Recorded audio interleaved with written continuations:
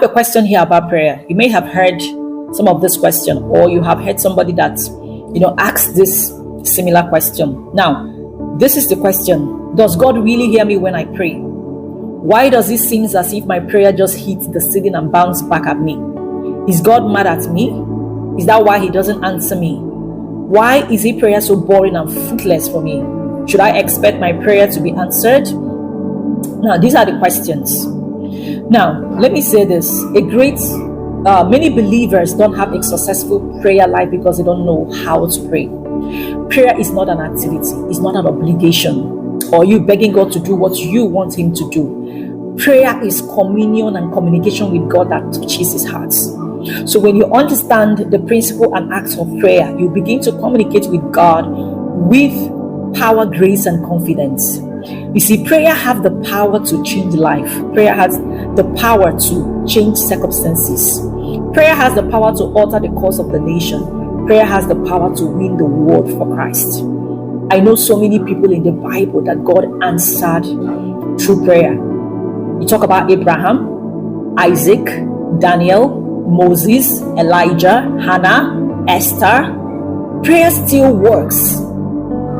Now, if prayer is not meant to be answered, Jesus will not ask us to pray. If prayer is not meant to be answered, Jesus will not ask us to pray. Thessalonians 5:17, we should pray without ceasing. Now, I've read the New Testament, and all through the life of Jesus, it was all about prayer. It was all about prayer.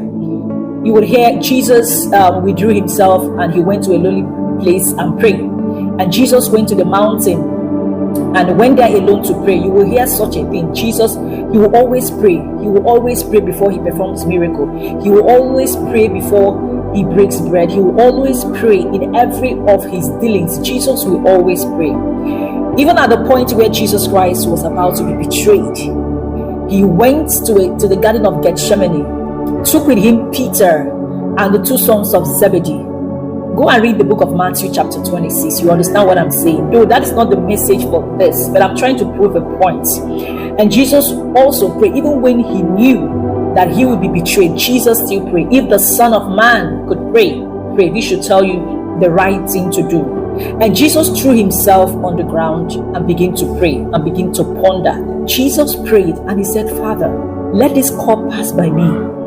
And he said, Father, not my will, but let your will be done. And Jesus prayed 3 times before his betrayal. Go and read your Bible. I remember what Jesus said. He said, my food is to do the will of my Father. So what is your food? Now, if Jesus lived a life of prayer,